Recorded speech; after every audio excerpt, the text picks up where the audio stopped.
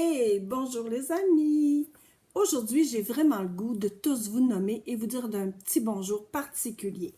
Alors, je voudrais dire bonjour à Marie, je voudrais dire bonjour à Mégane, à Raphaël, à Hubert, à Florence, à Alix, à Benoît, je veux dire bonjour à Ralph, à Tessa, à Élie, Noah, Claudia, Liam, Daphné, bonjour Sarah et Ève, bonjour Mona, bonjour Laurent, bonjour Béatrice, bonjour Nathan, bonjour Jordan, bonjour Maëlie, Justine, bonjour Alexis, bonjour Simon, bonjour Félix, bonjour Alice, bonjour Flavio, bonjour Léo, bonjour Arthur, bonjour Raph, bonjour Augustine, bonjour Philémon, bonjour Marcus et bonjour Liana.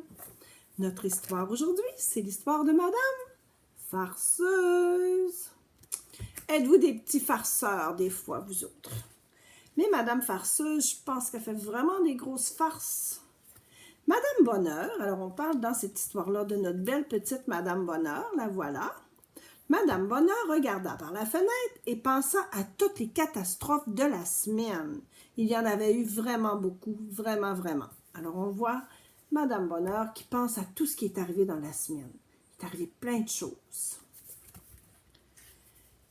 Quelques-unes des catastrophes n'étaient pas très graves, comme les cordes de la raquette de tennis de M. Grognon transformées en spaghettis. Ah, ça, c'est pas si grave, là. Alors, M. Grognon, je pense que je l'ai ici, là. Ah, mais vu qu'il est grognon, il a dû trouver ça bien plate, puis il a dû chicaner certains. Et le dentifrice à l'amande qui remplaçait la crème dans les gâteaux de M. Glouton. M. Glouton, il devait être désolé, le gourmand M. Glouton. Alors, au lieu de la crème sur son gâteau, quelqu'un avait mis de la pâte à dents. Oh là là! M. Glouton, il n'a pas trouvé ça bon, regardez. Urk.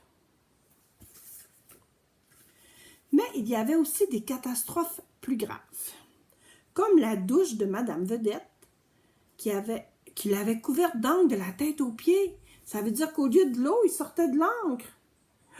Ça c'est plus grave, là. Ça, c'est pas très drôle. Et les fissures peintes sur les murs de la maison de Monsieur Inquiet.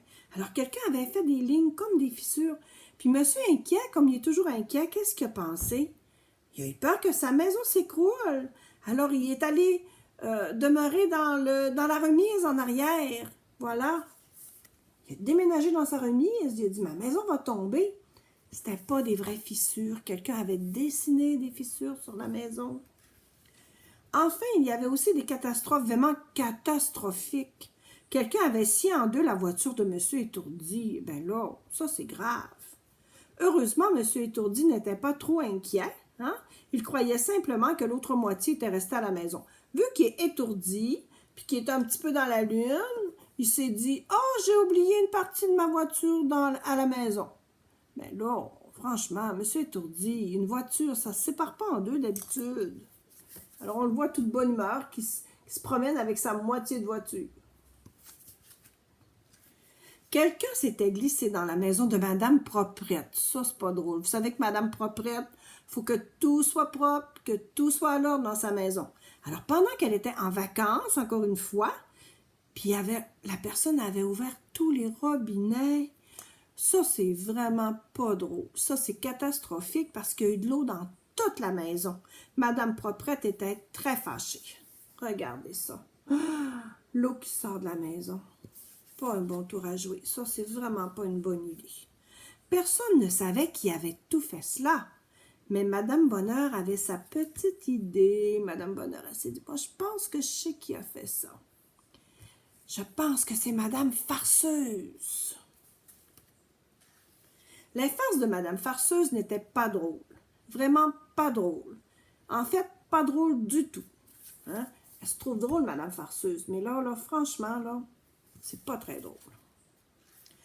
Comment pouvait-on la piéger? C'était la question que se posait Madame Bonheur. Puis, elle eut une idée, une très, très bonne idée. Le lendemain, sur la grande place, ça c'est l'endroit où ils font des spectacles, on annonça un concours du plus coquin ou de la plus coquine de celui qui aurait fait la meilleure farce de la semaine. Le premier prix était un merveilleux voyage. Hein? Madame Bonheur, elle a pensé que ça organisait un concours, que Madame Farceuse allait peut-être dire que c'était elle qui avait fait les farces pas très drôles.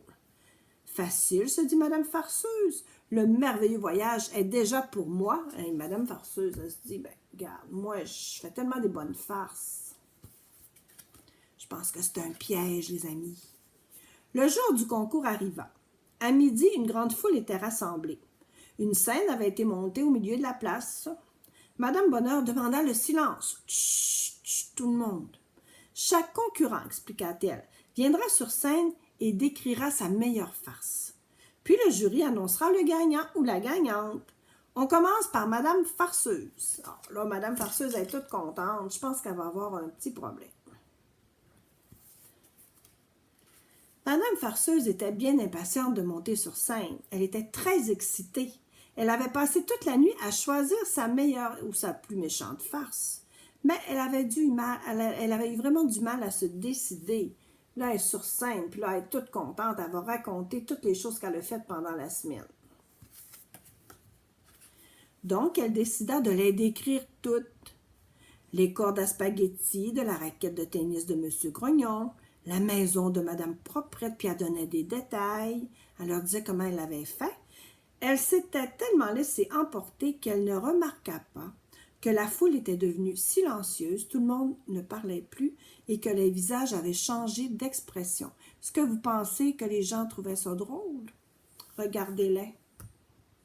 Ils avaient tous l'air très fâchés.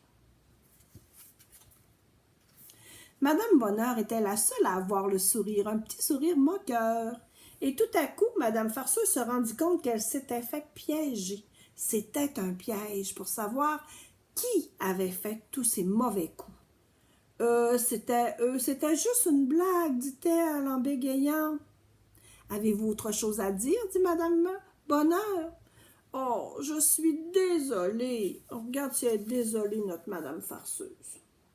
Je pense que là, elle se rend compte que ces farces étaient peut-être allées un peu trop loin. C'est bon de faire des farces, mais il ne faut pas exagérer.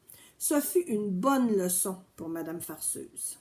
Alors, Madame Farceuse mit du temps à réparer toutes les catastrophes et à nettoyer la maison de Madame Proprette. La voiture de M. Étourdi ne sera plus jamais la même, mais heureusement, il est tellement étourdi qu'il a oublié à quoi elle ressemblait. Madame Farceuse ne recommencera plus jamais. Alors voilà l'auto de M. Étourdi qui a été réparée. Alors voilà, je pense que Madame Farceuse, elle a eu sa leçon. Quelqu'un d'autre pourrait en dire autant, Monsieur Farceur. Il était content de ne pas avoir participé au concours parce que lui aussi, il fait des farces pas toujours drôles. Alors, Monsieur Farceur s'éloigne furtivement de la place et rentre discrètement chez lui, puis pousse un soupir de soulagement. Lui, il n'a pas été découvert. Mais il reste que Madame Farceuse, je pense qu'elle a eu sa leçon, puis je pense qu'à l'avenir, elle va faire un petit peu des farces moins graves. Hein? On peut faire des farces, mais il ne faut quand même pas exagérer, hein, les amis? Alors moi, je vous dis bonjour, je vous dis bonne journée. Je trouve que c'était une super belle histoire. Et puis, à la prochaine. Bisous!